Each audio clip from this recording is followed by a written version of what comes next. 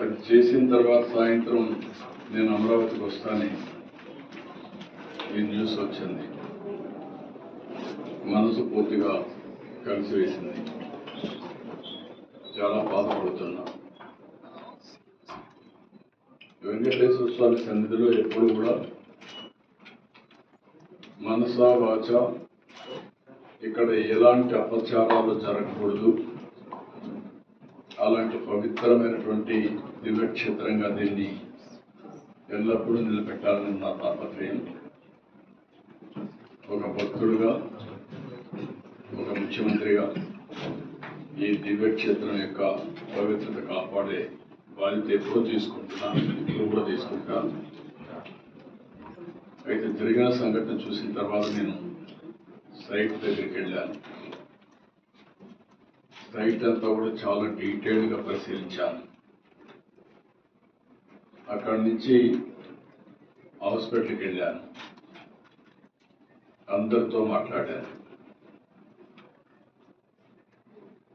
కొంతమంది కుటుంబ సభ్యుల్ని, వాళ్ళ గ్రామస్తుల్ని, బంధువులు పోగొట్టుకుంటూ ఉన్నారు హాస్పిటల్. ఇంకా వాళ్ళతో కూడా మాట్లాడాను.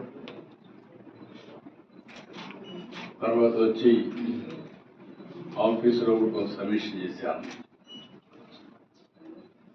నేను అన్ని విధాల, అన్ని కోణాల్లో నాకు సమాచారం ఉంటే దాన్ని బట్టి ఎలాంటి సంఘటనలు పునరావృతం కాకుండా ఉండడానికి ఎలాంటి నిర్ణయాలు చేస్తే దోహదం చేస్తాయో అలాంటి నిర్ణయాలు చేయాలనేది నా ఉద్దేశం.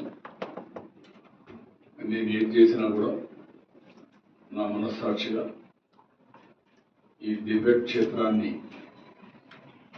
మళ్ళీ పవిత్రత కాపాడడానికి ప్రయత్నం చేస్తాను. అందుకని ఈరోజు కొన్ని నిర్ణయాలు తీసుకుంటూ కొన్ని డైరెక్షన్ కూడా ఇస్తున్నాను. అదే మరి బోర్డు చైర్మన్ ఉన్నాడు, ఈఓ ఉన్నారు, వాళ్ళు కూడా మెంబర్ కూడా ఉన్నారు. వాళ్ళు కూడా చాలా స్పష్టంగా ఆదేశాలు ఇస్తున్నాను. వాళ్ళు కూడా బోర్డులో డిస్కస్ చేసి నేను చెప్పిన